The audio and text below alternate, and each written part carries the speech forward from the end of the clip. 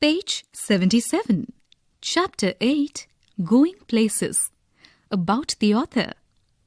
A.R. Barton is a modern writer who lives in Zurich and writes in English.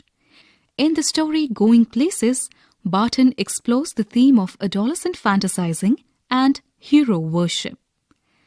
Notice these expressions in the text. Infer their meaning from the context. Incongruity, prodigy, shaft, solitary elm, arcade, amber glow, wharf, pangs of doubt. When I leave, Sophie said, coming home from school, I'm going to have a boutique.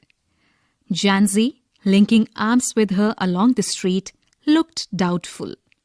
Takes money, Soph, something like that. I'll find it, Sophie said, staring far down the street. Take you a long time to save that much. Well, I'll be a manager then. Yes, of course, to begin with. Till I've got enough. But anyway, I know just how it's all going to look. They wouldn't make you manager straight off, Soph. I'll be like Mary Quant, Sophie said. I'll be a natural.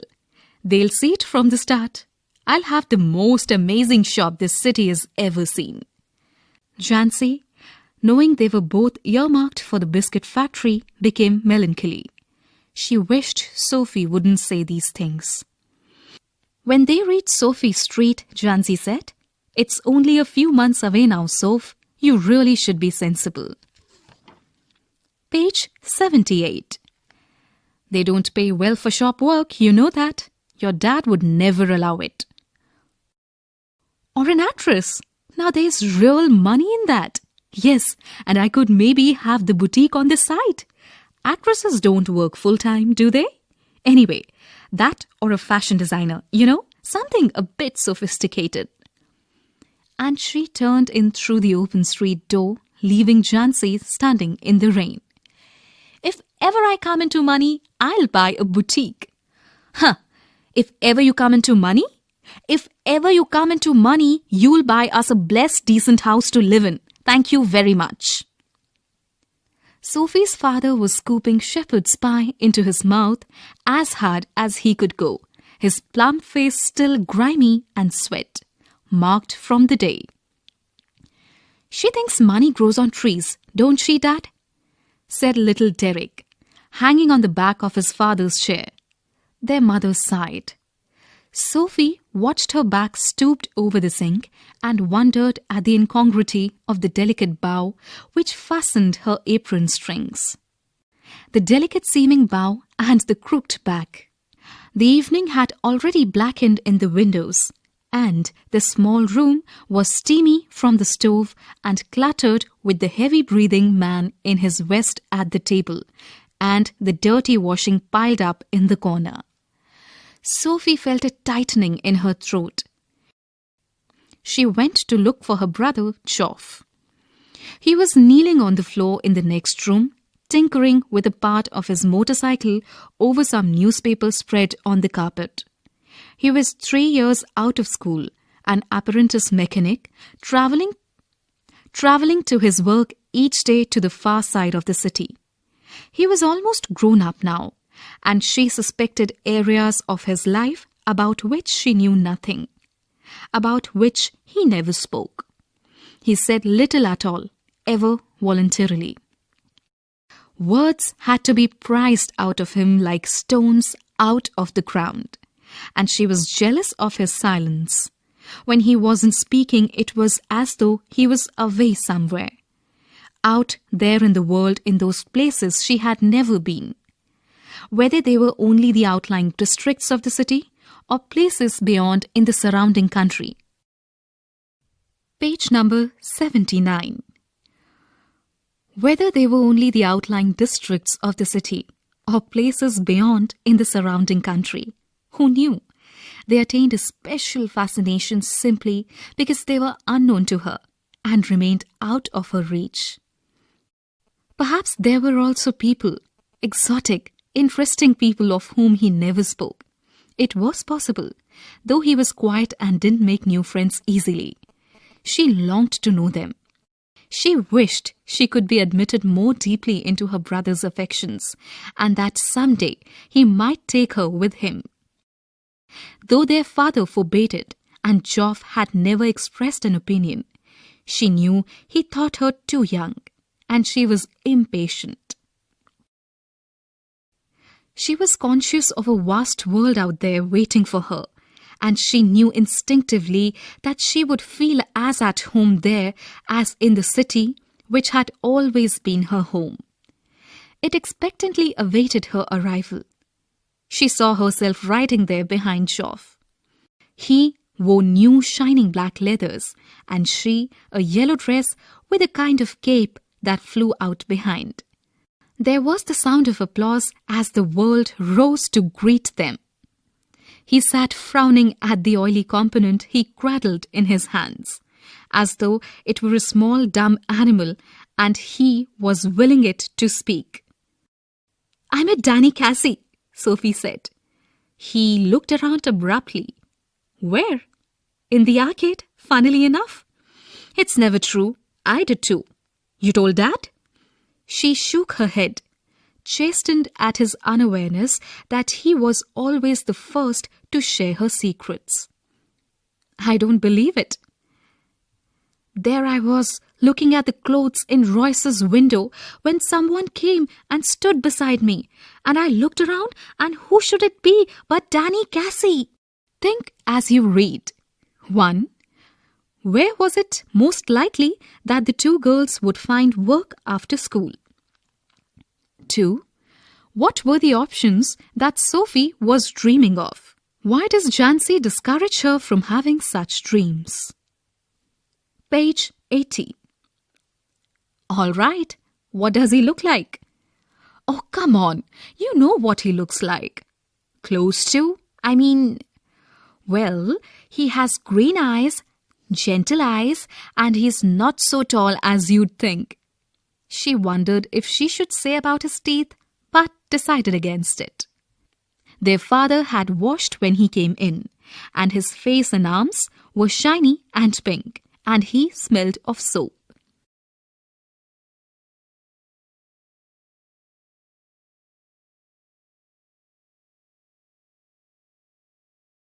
He switched on the television, tossed one of little Derek's shoes from his chair onto the sofa, and sat down with a grunt.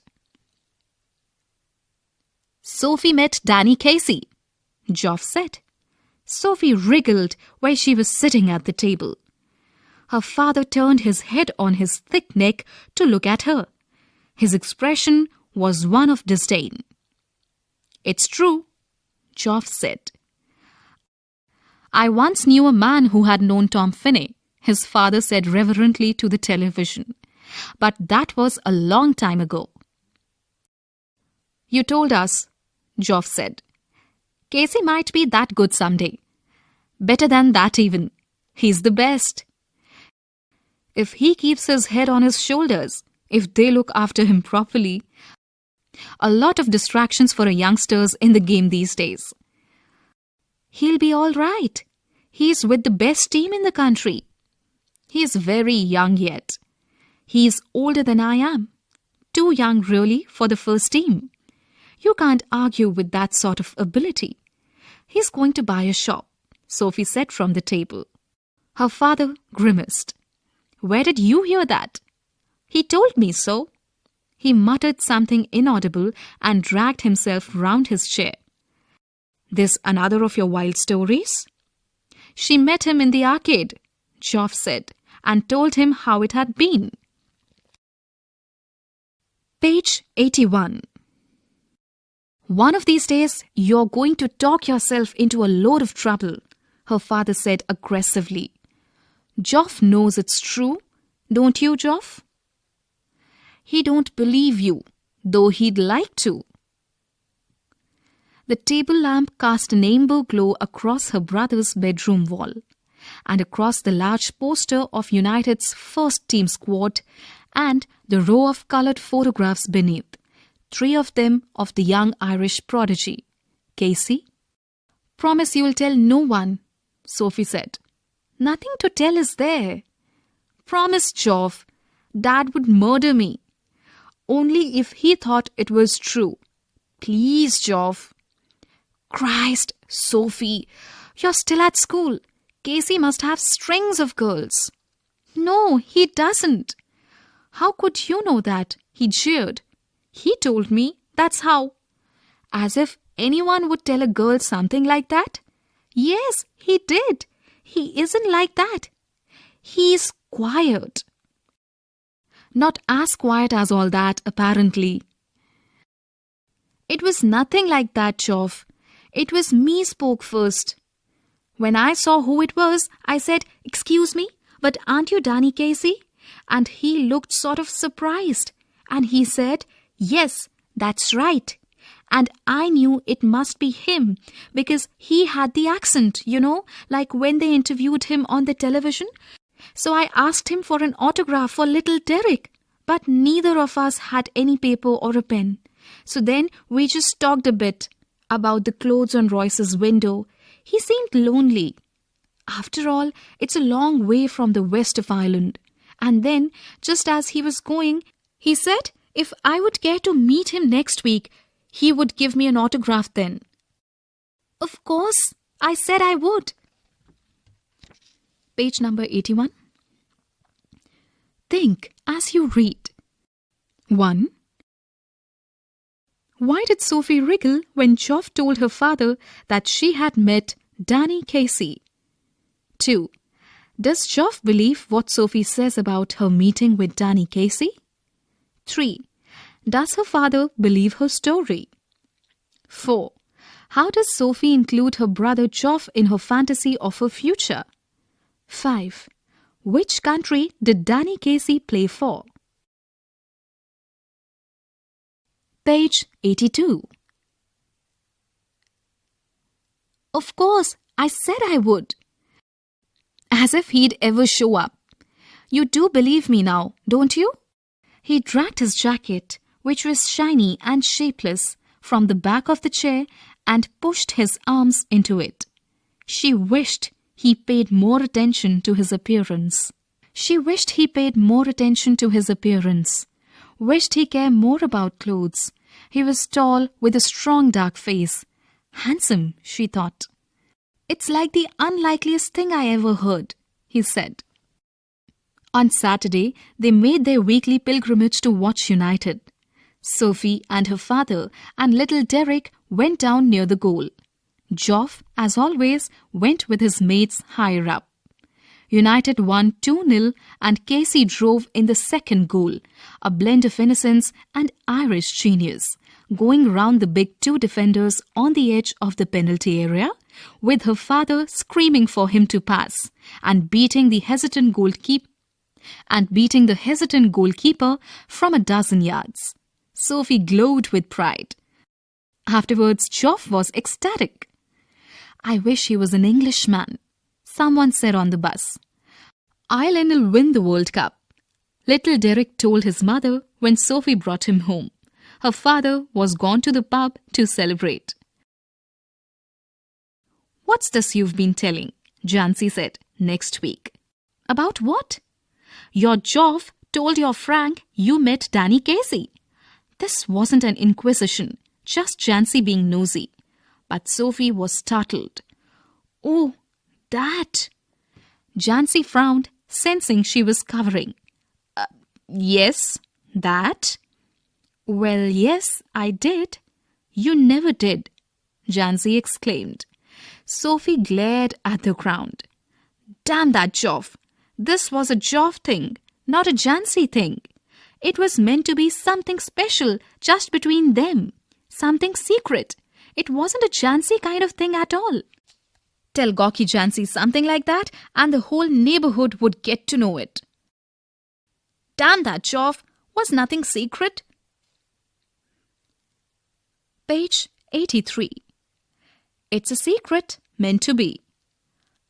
"I'll keep a secret, Soph, you know that." "I wasn't going to tell anyone. There will be a right old row if my dad gets to hear about it." Jancy blinked. "A row? I'd have thought he'd be chuffed as anything." She realized then that Jansi didn't know about the date pit. Joff hadn't told about that. She breathed more easily. So Joff hadn't let her down after all. He believed in her. He believed in her after all. After all, some things might be sacred. It was just a little thing, really. I asked him for an autograph. But we hadn't any paper or a pen, so it was no good. How much had Joff said? Jesus, I wish I'd have been there. Of course, my dad didn't want to believe it. You know what a misery he is. But the last thing I need is queues of people round our house asking him, "What's all this about Danny Casey? He'd murder me. And you know how my mum gets when there's a row?" Jansi said, hushed. "You can trust me, Soph. You know that." Jansi said, hushed. "You can trust me, Soph. You know that." After dark, she walked by the canal, along a sheltered path lighted only by the glare of the lamps from the wharf across the water, and the unceasing drone of the city was muffled and distant. It was a place she had often played in when she was a child. There was a wooden bench beneath a solitary elm where lovers sometimes came. She sat down to wait. It was the perfect place. She had always thought so for a meeting of this kind. For those who wished not to be observed, she knew he would approve. For some while, waiting, she imagined his coming. She watched along the canal, seeing him come out of the shadows, imagining her own consequent excitement. Not until some time had elapsed did she begin balancing against this the idea of his not coming. Page 84. "Here I sit," she said to herself, wishing Danny would come, wishing he would come and sensing the time passing. I feel the pangs of doubt stirring inside me. I watch for him, but still there is no sign of him. I remember Joff saying he would never come, and how none of them believed me when I told them. I wonder what will I do? What can I tell them now if he doesn't come? But we know how it was. Danny and me. That's the main thing. How can you help what people choose to believe? But all the same, it makes me despondent, this knowing I'll never be able to show them they are wrong to doubt me. She waited, measuring in this way the changes taking place in her. Resignation was no sudden thing. Now I have become sad, she thought, and it is a hard burden to carry, this sadness. Sitting here waiting and knowing he will not come, I can see the future and how I will have to live with this burden. They of course will doubt me, as they always doubted me, but I will have to hold up my head remembering how it was. Already I envisage the slow walk home, and Joff's disappointed face when I tell him he didn't come, that Danny, and then he'll fly out and slam the door. But we know how it was. I shall tell myself, Danny and me. It is a hard thing. She climbed the crumbling steps to the street. Outside the pub, she passed her father's bicycle propped against the wall, and was glad. He would not be there when she got home. "Excuse me, but aren't you Danny Casey?" Coming through the arcade, she pictured him again outside Royce's. He turns, reddening slightly. "Yes, that's right. I watch you every week with my dad and my brothers. We think you're great." "Oh, well now, that's very nice. I wonder, would you mind signing an autograph? His eyes are on the same level as your own. His nose is freckled and turns upwards slightly, and when he smiles, he does so shyly, exposing teeth with gaps between. His eyes are green, and when he looks straight at you, they seem to shimmer. They seem gentle, almost afraid, like a gazelle's. And you look away. You let his eyes run over you a little, and then you come back to find them slightly breathless. And he says, I don't seem to have a pen at all. Page 85. And he says, I don't seem to have a pen at all. You realize you haven't either. You realize you haven't either. My brothers will be very sorry, you say. And afterwards, you wait there alone in the arcade for a long while, standing where he stood, remembering the soft, melodious voice, the shimmer of green eyes. No taller than you, no bolder than you, the prodigy, the innocent genius, the great Danny Casey. And she saw it all again last Saturday, saw him ghost past the lumbering defenders, heard the 50,000 catch their breath as he hovered momentarily over the ball, and then the explosion of sound as he struck it crisply into the goal, the sudden thunderous eruption of the exultant approbation. Think as you read. 1. Why didn't Sophie want Jancy to know about her story with Danny? 2. Did Sophie really meet Danny Casey? 3. Which was the only occasion when she got to see Danny Casey in person? Understanding the text. 1. Sophie and Jancy were classmates and friends. What were the differences between them that show up in the story? 2. How would you describe the character and temperament of Sophie's father? 3. Why did Sophie like her brother Geoff more than any other person? From her perspective, what did he symbolize? 4. What socioeconomic background did Sophie belong to? What are the indicators of her family's financial status? Talking about the text. Discuss in pairs. 1. Sophie's dreams and disappointments are all in her mind. 2. It is natural for teenagers to have unrealistic dreams.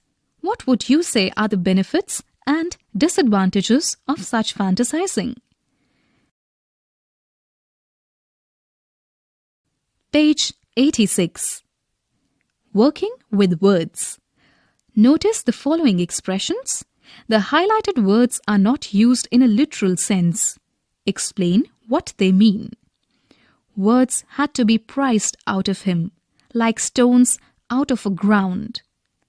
Sophie felt a tightening in her throat if he keeps his head on his shoulders. On Saturday, they made their weekly pilgrimage to the United. She saw him ghost past the lumbering defenders. Working with words. Notice the following expressions. The highlighted words are not used in a literal sense. Explain what they mean. Words had to be prized out of him, like stones out of a ground. Sophie felt a tightening in her throat if he keeps his head on his shoulders. On Saturday, they made their weekly pilgrimage to the United. She saw him ghost past the lumbering defenders. Noticing form. Notice the highlighted words in the following sentences. 1. When I leave, Sophie said, coming home from school, I'm going to have a boutique. 2. Jancy, linking arms with her along the street, looked doubtful. 3. I'll find it, Sophie said, staring far down the street. 4. Jancy, knowing they were both earmarked for the biscuit factory, became melancholy. 5. And she turned in through the open street door, leaving Jancy standing in the rain. When we add ing to a verb, we get the present participle form. The present participle form is generally used along with forms of be, is, was, are, were, am to indicate the present continuous tense, as in Sophie was coming home from school. We can use the present participle by itself without the helping verb when we wish to indicate that an action is happening at the same time as another. In example 1, Sophie said something. Said here is the main action. What Sophie was doing while she was saying is indicated by coming home from school. So, we get the information of two actions happening at the same time. We convey information in one sentence instead of two. Analyze the other examples in the same way. Pick out 5 other sentences from the story in which present participles are used in this sense. Thinking about language. Page number 87. Thinking about language. Notice these words in the story. Chuffed, meaning delighted or very pleased. Nosy, meaning inquisitive. Gawky, meaning awkward, ungainly. These are words that are used in an informal way in colloquial speech. Make a list of 10 other words of this kind. Writing. Think of a person who you would like to have as your role model. Write down the points to be discussed or questions to be asked if you were asked to interview that person on a television show. Things to do. Look for other stories or movies where this theme of hero worship and fantasizing about film or sports icons finds a place. About the unit. Theme: adolescent hero worship and fantasizing. Sub-theme: relationships, family, friends. Comprehension: inferential comprehension. Talking about the text. Discussion on a subject of immediate relevance to the life of school leavers. Working with words, metaphorical expressions. Noticing form. Focus on the use of present participles to indicate simultaneity of action. Thinking about language, colloquial expressions, teenage slang. Things to do, extension activity, relating to other stories or films, any language. Relating to other stories or films, any language.